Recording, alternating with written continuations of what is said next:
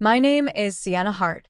I'm 32 years old, and I own a chain of artisan bakeries across San Diego, places people like to describe as inspiring, as if success somehow makes the story easier to accept. It doesn't, because no matter how polished my life looks now, there's one sound that can still drag me straight back to when I was 8 years old, a phone ringing endlessly while I stand frozen in place, already knowing the person on the other end is about to ask for something I should have received decades ago. That day, my screen lit up again, and again with numbers I never saved but somehow still recognized. I let it ring. 5 minutes, 10, 30. I kept frosting cakes, checking ovens, signing invoices, acting like my hands weren't quietly shaking apart inside me. Because the last time I waited like that, I was a little girl sitting on a hard plastic chair in a place that smelled like bleach and old blankets, holding a tiny suitcase and listening to adults promise they'd only leave me there for a short while. My mother took my brother. My father took my sister. And I was the one left behind at an orphanage, like I was the extra piece no one had space for anymore. For years after that, there was nothing. No calls. No letters. No birthday cards. No footsteps returning for me. Then one interview went viral. One article told the world what I had built with my own 2 hands. And just like that, the silence ended. Suddenly, they all wanted back in. They wanted explanations, forgiveness, maybe even a seat at the table they once made sure I'd never reach. But people love redemption stories because they never have to survive the part where someone chooses to leave you first. Before I tell you who called me that day, and why I let the phone ring until the silence started hurting them back, tell me where you're watching from, and what time it is there right now. I want to know how far this story travels before I open the door to the past. Before everything broke apart, we looked normal from the outside. We lived in Tucson, Arizona, in a sun-bleached one-story house with a cracked driveway and a lemon tree that never gave enough fruit, yet still somehow got watered every weekend like it mattered. My mother, Marlene, worked at a public elementary school. My father, Daniel, managed shipping at a warehouse on the edge of town. My older brother, Owen, was the kind of boy adults called easy, quiet, intelligent, always reading the room before speaking. My little sister, Chloe, was all curls, sticky fingers, and endless questions. And me, I was the one in the middle. Old enough to notice when things shifted. Young enough to still believe love was supposed to feel steady. Looking back, I can still see the version of us that almost held together. Saturday pancakes, cheap folding chairs in the backyard while burgers burned on the grill, movie nights where Chloe fell asleep halfway through and Owen pretended not to care when I pulled the blanket over both of us. For a while, home felt safe, not perfect, but safe. Then my father lost his job. He said it was temporary. Then he said the company had restructured. Then, eventually, he stopped explaining anything at all. My mother picked up extra hours, and the air in our house changed before I even understood why. Bills began appearing on the counter. Arguments started as whispers, then grew into full-volume fights that seeped under doors and down hallways. You can always tell when adults are pretending things are fine. They smile too quickly, ask too many questions about school, avoid your eyes like the truth might spill out through them. My father started sleeping on the couch some nights. My mother stopped laughing at anything that used to feel light. Owen withdrew into his room. Chloe became clingy. And I became the listener. I listened at the stairs. I listened through walls. I listened because no one was telling me the truth, and I had a growing feeling that the truth included my name. The night I finally understood how bad things were, I heard my mother say, "We cannot keep living like this." My father snapped back, "Then leave." After that, the silence wasn't peaceful. It was the kind that tells you something permanent has just entered the room. A week later, they told us they were separating. They sat us at the kitchen table like they were reading from a script written without us in mind. Their voices were soft, carefully measured, as if softness could shrink the weight of what they were saying. They told us it wasn't our fault, that they both loved us, that families can change shape and still remain families. But real life always leaks through rehearsed words. Who would stay where? Who would move first? What school districts worked? What was affordable? They try not to say it in front of us, but children always hear what matters most. My mother wanted Owen because he was organized, calm, easy to move through life with. My father wanted Chloe because she cried for him, and he said she needed stability. No one said my name first. No one fought for me. No one even asked, "What about Sienna?" until I already knew the answer wouldn't sound like love. That night, I stood in the hallway while their voices clashed behind a closed bedroom door. "You take her," my mother said sharply. "I can barely handle one kid right now," my father replied. "She's too emotional." Then my mother said the sentence that stayed inside me for years. "Just for a little while. Maybe Hope House can keep her until we're settled." Keep her. Like I was something to be stored away. Like I was luggage waiting to be claimed when life became convenient again. 2 days later, my clothes were shoved into a small suitcase without being properly folded. My father drove. Nobody called it abandonment. They called it temporary. They called it a few weeks. They called it what was best for everyone. Hope House stood tucked behind a rusted chain-link fence, its weather-worn sign barely hanging on, while the front office carried the stale mix of coffee, paper stacks, and antiseptic in the air. The receptionist offered me a smile that felt rehearsed, one of those careful adult expressions meant to soften bad news while still delivering it. My mother crouched down to adjust my collar, though it was already perfectly fine, as if fixing something small could delay what was coming. My father didn't even glance up as he signed the documents in front of him. Chloe waited in the car. Owen had stayed back with my aunt. Everyone seemed determined to make the moment feel less real than it actually was. My mother's voice stayed gentle as she said, "We'll come back for you soon, once everything settles." My father finally met my eyes for a second and added, "Just behave yourself. It won't be for long." I remember standing there, staring at both of them, searching their faces for hesitation, for doubt, for anything that might signal they would stop and rethink everything. I waited for one of them to break, to call it off, to say this was wrong. But none of that happened. Instead, they rose to their feet. My mother kissed my forehead briefly. My father set the pen down like he had almost forgotten it. Then they walked away without a single look back. No wave, no pause, no return. They didn't come that weekend. Not the next one either. Or the one after that. My first night at Hope House, I lay in a narrow bed covered with a plastic sheet that crackled every time I shifted. The room held 4 girls, yet silence filled it once the lights went out. One of them cried quietly into her pillow. Another just stared upward, as if the ceiling had answers written on it she had learned to read. I kept my shoes on. In my mind, I still believed they might come late, and I needed to be ready. I wasn't angry yet, just waiting, still holding on to the idea that preparation could prevent abandonment. The next morning, I chose a seat by the window in the common room, convinced the parking lot would tell me everything I needed to know. If my parents came, I would see them first. Around midday, a white car pulled in, and my heart jumped, only to fall when I realized it was just a volunteer delivering supplies. After lunch, a caseworker suggested I make a thank you card for my family, saying they had arranged safe care until they could get back on their feet. I looked at her, thinking she had no idea who she was talking about, but I was only 8 and unsure of my own voice, so I nodded and accepted the crayons anyway. Everyone around me preferred the version of events where I hadn't been left behind. For a few days, I tried living inside that version too. I made the card. I watched the parking lot. I counted weekends like they meant something. By the second week, even the staff changed their language. It went from "when your family comes back" to "if there are updates." The difference was small in words but enormous in meaning. One kept hope alive, the other quietly removed it. I adapted quickly because routines were safer than feelings. Wake up. Tuck the bed tightly. Stand in line. Eat without complaint. Ask nothing unnecessary. Keep quiet. Don't cry where others can see. At Hope House, sadness made you visible, and visibility made you vulnerable.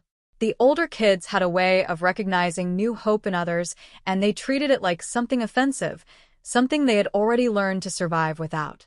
On my 4th day, one girl asked if my parents had said they'd return. I said yes. She only shrugged and replied, "They all say that," before walking off as if she had just handed me something ordinary instead of something sharp. After that, I stopped sitting by the window, but I never stopped listening for footsteps. I still watched every door that opened. I still believed certain sounds meant someone had come for me. My caseworker, Ms. Bell, was soft-spoken, always wrapped in sweaters that made her seem even gentler, as if she was trying not to disturb anything fragile. She asked about school, birthdays, favorite foods, siblings, but never asked the question that mattered most, the one that lingered unspoken between us. Why wasn't I taken? She made calls. She sent letters. She followed up on forms. I was told my parents were dealing with a lot. Later, I learned the truth in fragments.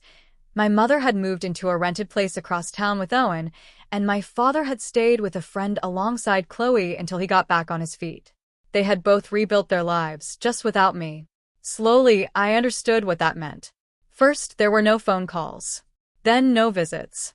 Then only paperwork where affection used to be. Adults never say, "Your parents chose to leave you." They say delays, placements, temporary arrangements. But the meaning never changes. One day, I overheard Ms. Bell speaking outside her office. She didn't know I was nearby when she said, "We may need to consider long-term foster placement if the family remains unresponsive." That word, unresponsive, stayed with me. It sounded clean, clinical, almost gentle. Much easier to swallow than the truth it replaced. Around that time, I also learned the stories my parents told others. I was said to be staying with family friends, or enrolled in a special program. Everyone received a version of me that made them comfortable. Meanwhile, I had a bunk bed, a chipped locker, and a life that had been quietly set aside. What hurt most wasn't hunger or rules or even fear. It was the fact that I had become invisible. My siblings continued their lives elsewhere, rooms, school mornings, bedtime routines still intact. They remained part of a functioning story. I did not.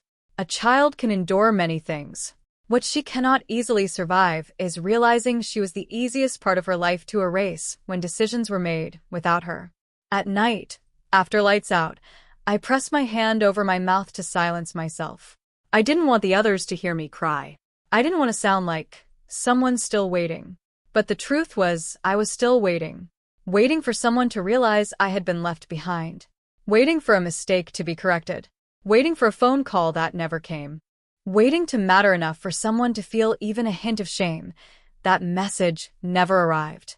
The week I turned 9 passed without a card, without a cake, and without even a single voice from the place I once called home. Somewhere around that time, something in me simply went quiet. I stopped asking the staff if there were any updates. I stopped scanning the parking lot like it held answers. I stopped making excuses for people who had clearly made their choice and then rebuilt their lives around pretending it wasn't a choice at all. That was the year I learned the art of being useful. Useful children are the ones adults overlook first. They make fewer demands, cause less disruption, and, in most cases, survive longer without being noticed. So I adapted. I wiped tables until they shone. I folded laundry until my hands memorized the shape of it. I helped the younger girls with their shoes and rehearsed the cafeteria rules with them until they could recite them without thinking. I swallowed every question that felt too close to pain. But even then, right before sleep, one thought kept slipping through no matter how hard I tried to bury it. My mother chose my brother, my father chose my sister, and somehow, I was the one left behind. When I left Hope House for foster care, I tried to believe it meant progress. That's what children in places like that do. They imagine foster homes the way lonely people imagine miracles. A porch light waiting. A woman who knows your favorite cereal. A man who teaches you how to ride a bike like it's something you were always meant to know. A room that smells like detergent and safety instead of fear. What I got was something very different. A rotating door of houses that taught me, quietly and consistently, how many ways a person can make you feel temporary. My first placement was with a couple who already had 3 sons and took in foster children for the stipend. They weren't cruel, which somehow made everything worse. The cruelty is easy to name. This was indifference, slow, steady, and hollowing. My belongings lived in trash bags for months. I slept on a fold-out couch in a room without a door. Whenever relatives visited, I was told to make myself scarce. I got good at disappearing before anyone had to ask twice. Eventually, they said they were overwhelmed and wanted to focus on their real family. That phrase stayed lodged in me for years, real family, as if I had only ever been a draft version of something else. My second placement had the opposite problem. Too many children, too few adults who noticed anything beyond the surface. Food disappeared quickly. Privacy didn't exist. School changed again, and with it came the familiar ritual of being the new girl who couldn't give a clean answer when asked where home was. I earned good grades whenever I could. Intelligence was the only thing that still felt like mine. But pain doesn't respect boundaries. It shows up in the body whether you invite it or not. I clenched my jaw in my sleep until it hurt. I woke up with headaches I couldn't explain. Doors made me flinch. I apologized constantly, even when no one had spoken to me. Then came the foster mother, who perfected a quieter kind of cruelty. In public, she baked casseroles for church drives and called every child sweetheart. In private, she knew exactly where to press. "You should smile more," she would say. "People don't like girls who look like that." Or, softer still, "Maybe if you were easier to love, someone would have kept you." She never raised a hand. She didn't need to. She aimed straight for the part of me that still believed I might have been worth staying for. By then, I had learned a truth that didn't feel like wisdom so much as survival. Once a child has already been abandoned, the world assumes she can endure anything else that follows. Adults mistake endurance for strength. They see a quiet, functional girl and assume she is fine, when in reality, she has just become skilled at bleeding where no one can see. What ultimately saved me didn't arrive like a dramatic rescue. It began in a kitchen.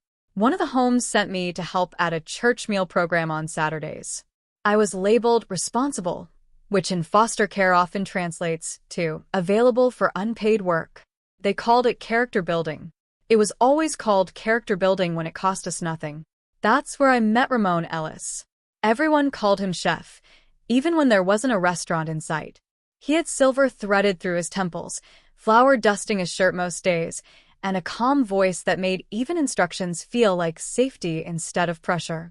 He taught me how to measure flour properly, how yeast needed warmth, not heat, to wake up, and how dough changed when you gave it time instead of force. The first time I pulled a tray of dinner rolls from the oven, I just stood there, staring. They had risen because of something I did. Not because someone decided I was worth it, but because I followed each step, stayed patient, and allowed time to do its work. It sounds small to anyone who grew up with stability. To me, it felt like the first proof that care could actually lead somewhere. People had always been unpredictable. Rules shifted without warning. Love came with conditions and exits already built in. But baking responded differently. It rewarded consistency. It asked for attention and discipline, then returned something warm in exchange. I started taking every kitchen shift I could get. Biscuits, cinnamon rolls, braided loaves, simple pies, I learned them all. Chef Ramon didn't soften the truth for me. He corrected me when I rushed, and he made me start over when I got careless. But he also treated me like someone capable of mastery, not just someone in need. There is a huge difference between pity and respect. And I was old enough by then to know which one I was starving for. Around the same time, a guidance counselor named Mrs. Vivian Brooks noticed that whenever school asked students to write about the future, I stopped sounding like a foster kid filling out forms and started sounding like a woman building a life.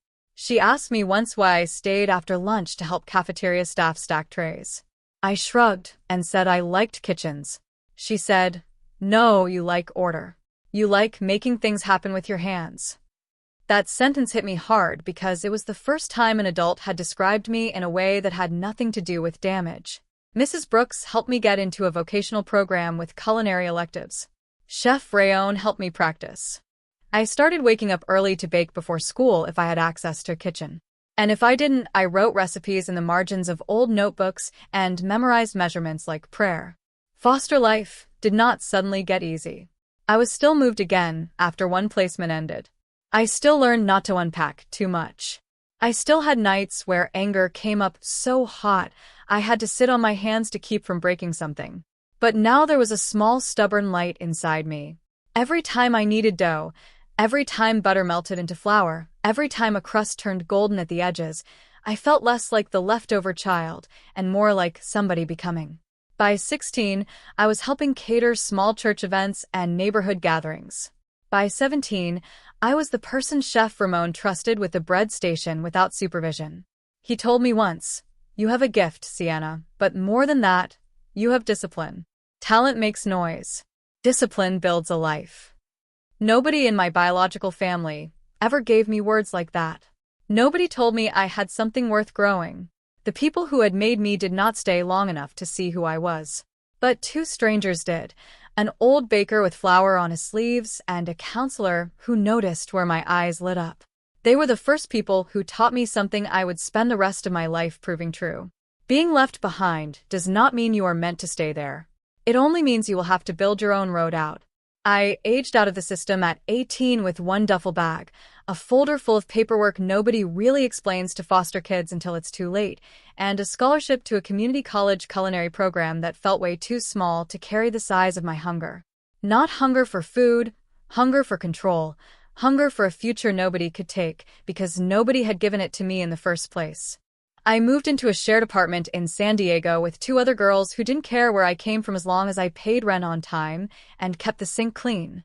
That was one of the first freedoms adulthood gave me. Nobody asked me to perform gratitude for being allowed to stay. I enrolled in classes during the day and worked mornings at a diner that served breakfast to men in work boots and women in scrubs who smelled like perfume and exhaustion. At night, I cleaned equipment at a small bakery in North Park until my back ached, and my fingers went numb from hot water and sanitizer. I did homework at bus stops. I memorized inventory costs while waiting tables. I lived on coffee, toast, and the kind of determination that borders on anger if you get close enough to it. By then, I understood something most people don't learn until much later. Stability is expensive. Peace is expensive. Not having to beg is expensive.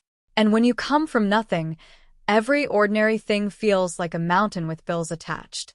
I started selling my own pastries at a weekend farmer's market using recipes I had spent years refining. Honey sea salt rolls, brown butter muffins, cardamom buns that sold out before 10 in the morning when the weather was cold enough for people to want comfort. At first, I was just trying to cover gas and textbooks. Then I noticed something.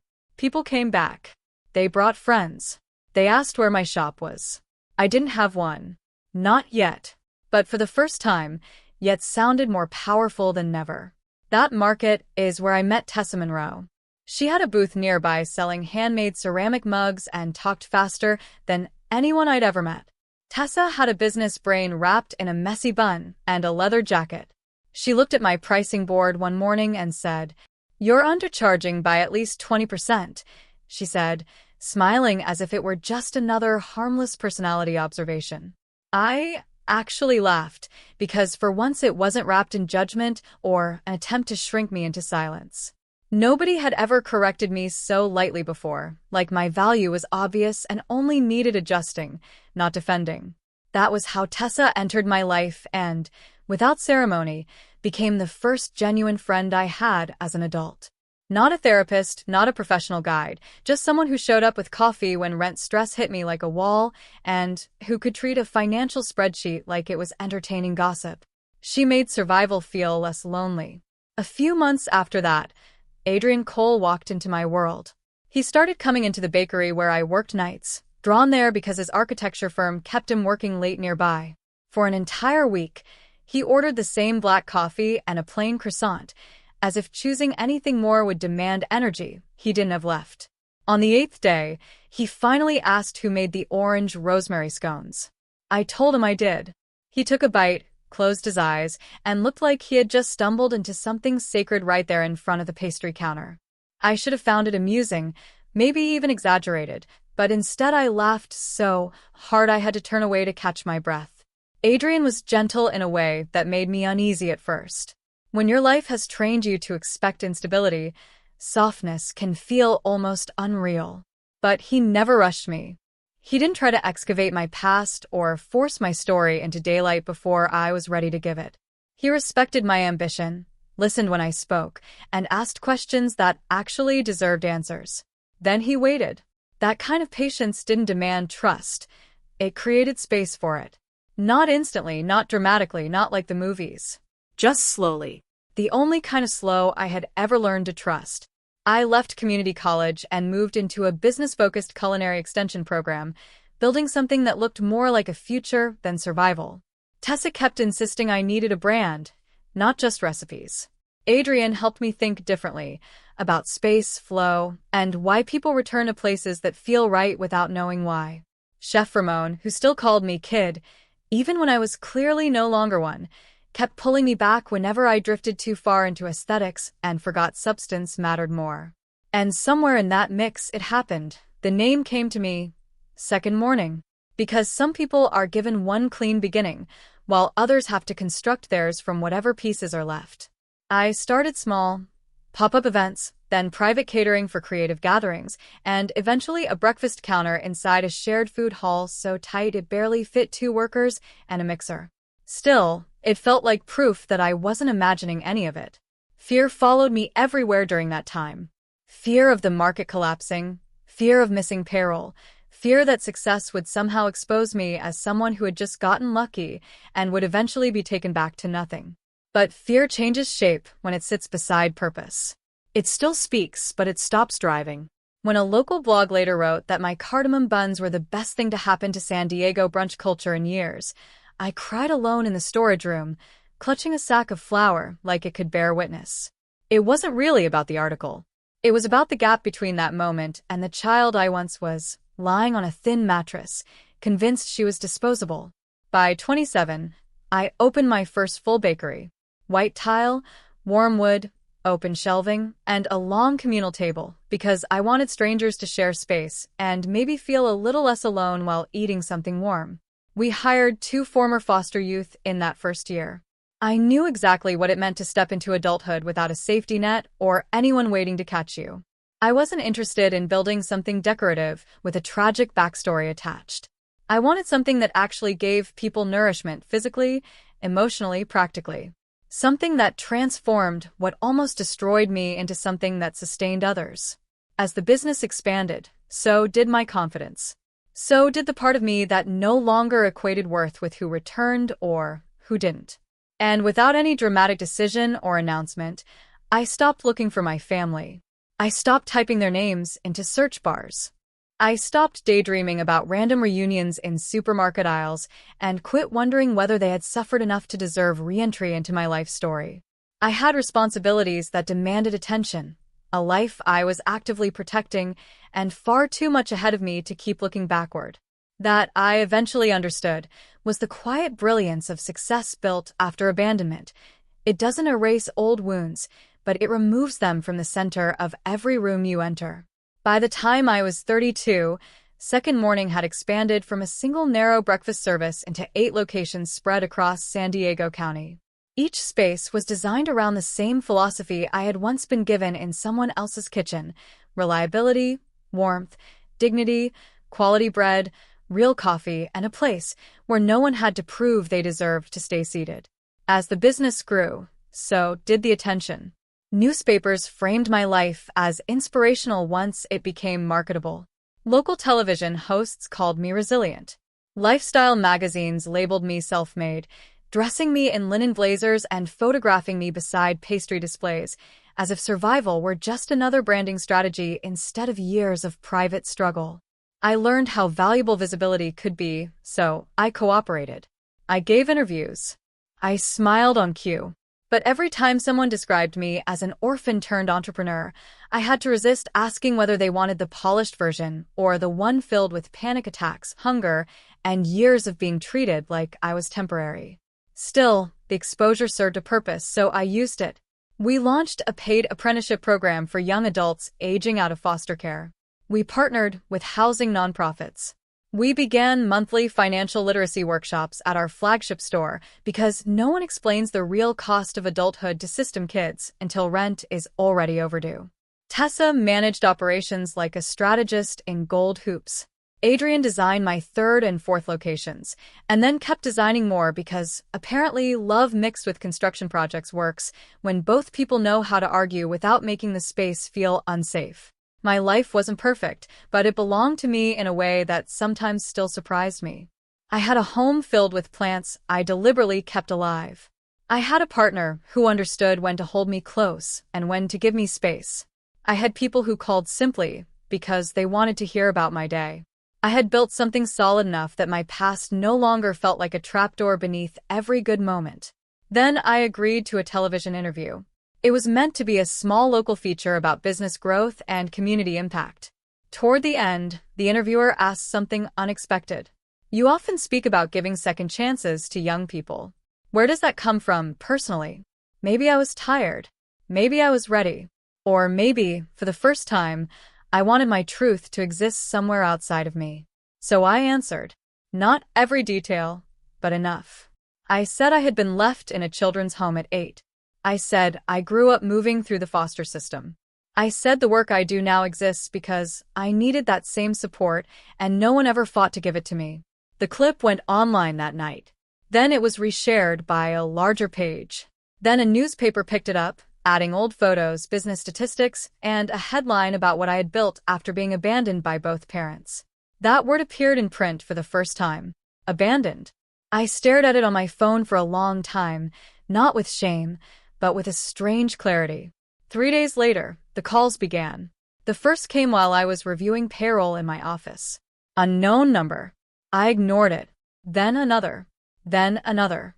By midday, there were 6 missed calls and a voicemail from a voice I hadn't heard in over 20 years, but still recognized instantly, because trauma stores sound where logic cannot interfere.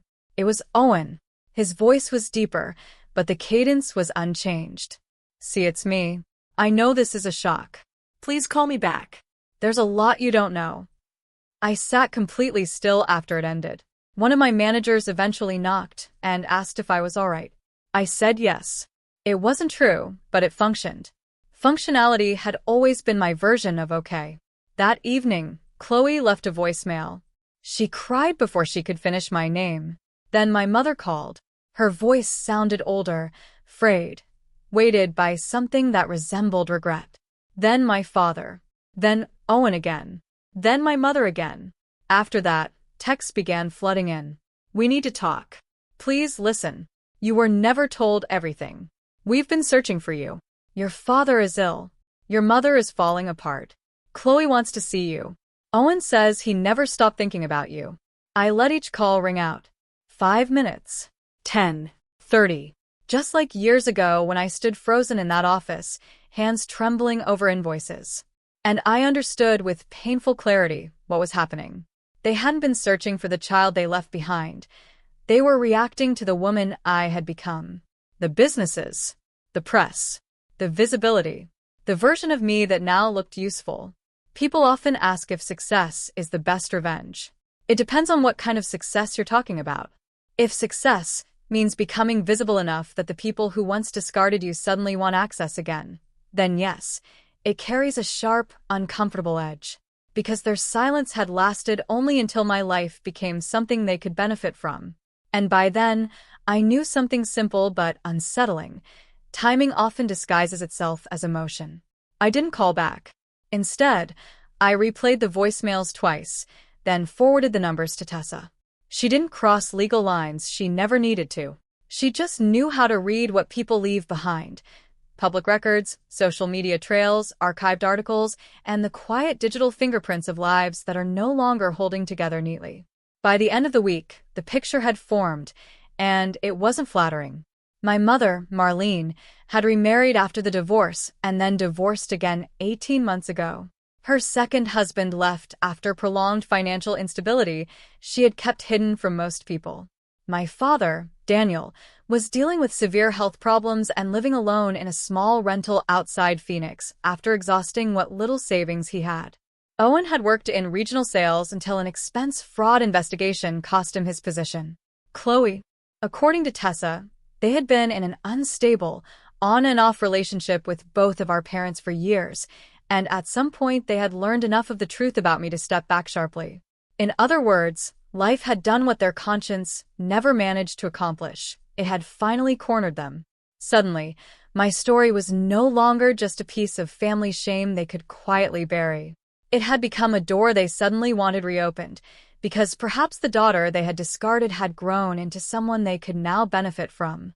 Maybe I should say that was the moment I went emotionally cold, that I turned completely to ice. It would fit a neat revenge narrative. But that would be a lie. What I actually felt was far messier than that. There was rage, yes, and absolute disgust, but also grief, the old, humiliating kind that never truly disappears. The kind that doesn't care about your success.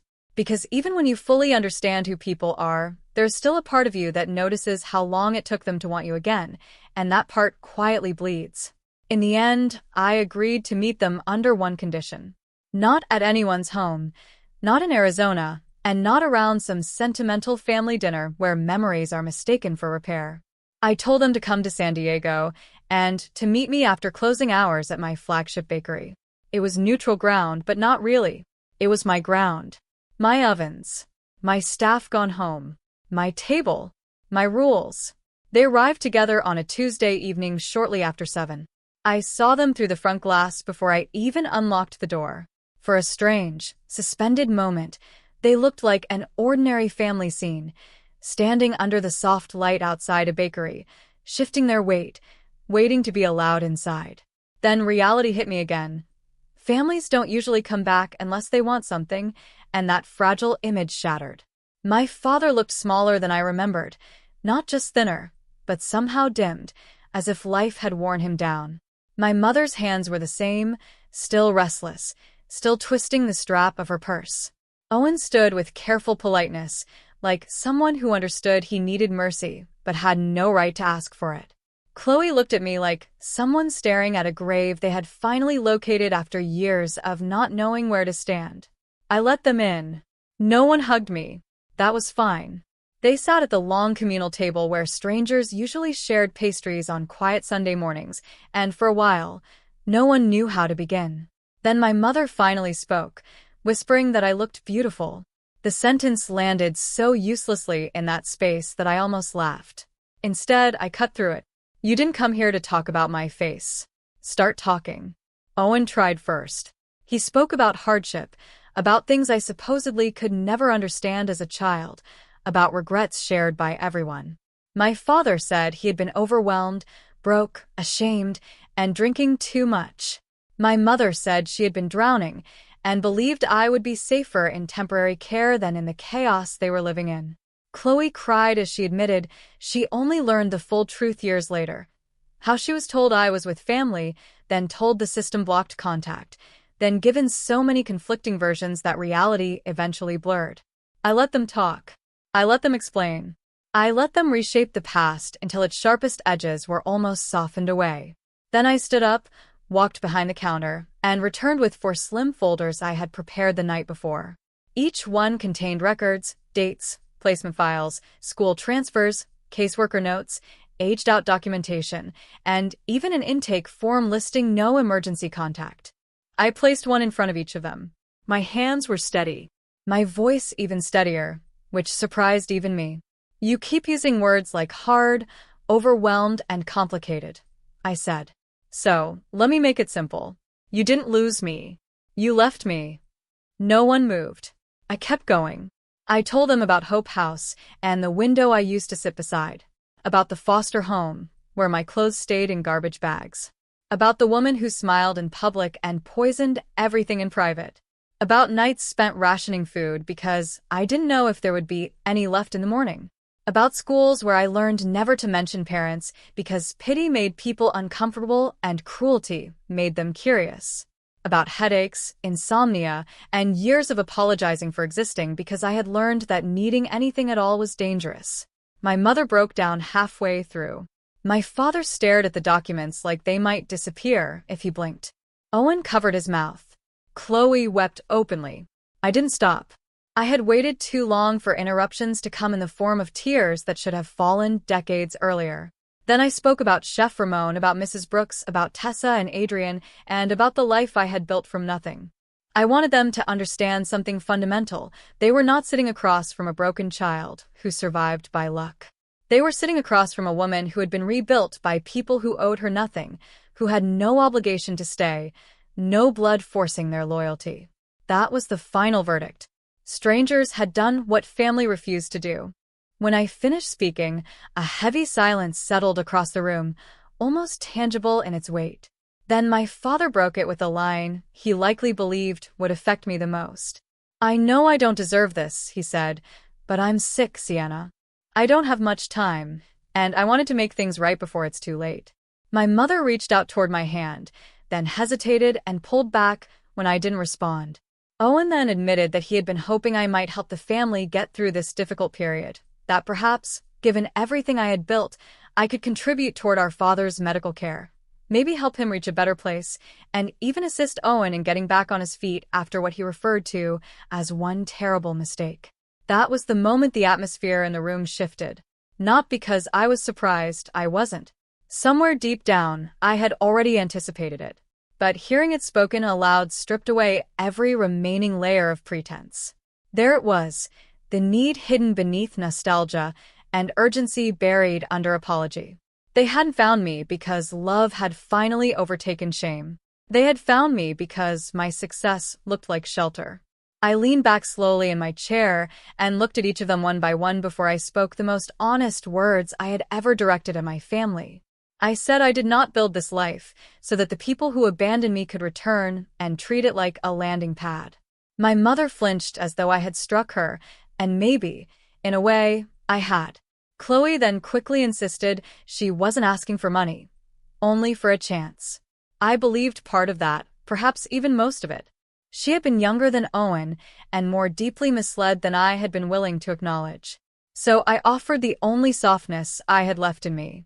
I told her that, with time, there might be conversation between us, but only us, slow, honest, with no rewriting of the past and no pressure attached.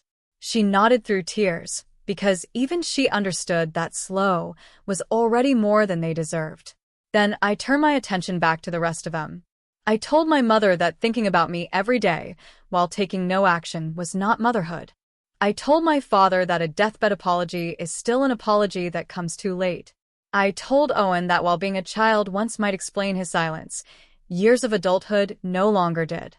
I added that I hoped they would all seek therapy, that I hoped they would begin telling the truth from now on, and that I hoped they would learn to live with what they had done without expecting me to carry the emotional burden of making them feel forgiven enough to sleep at night. After that, I set my boundaries clearly. I would not give them money. I would not fund medical treatment. I would not take part in a healing family photograph. I would not allow them to enter and exit my life based on convenience or need. If any future contact were to happen, it would be on my terms, in writing first, and only if honesty remained fully present in the exchange. My father began to cry then, the quiet kind of crying that comes when pride finally runs out of excuses. My mother repeated her apologies again and again until the words stopped sounding like language and started sounding like collapse. Owen asked if there was anything they could do. I told him yes. Tell the truth. Tell everyone who still believes their softened version of events exactly what they did. Stop calling it a misunderstanding. Stop hiding behind the word temporary. Say it properly for once. Admit they left their daughter in care and built new lives around her absence. That was the truth, and they needed to live with it. They stayed for another 20 minutes, maybe less. No one touched the coffee I had prepared out of habit.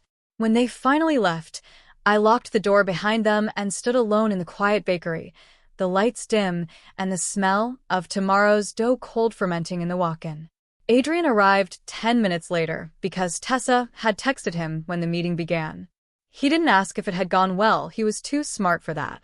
Instead, he simply opened his arms and I stepped into them. I wish I could say that was the end, but it wasn't. Endings like that rarely come as a single clean break.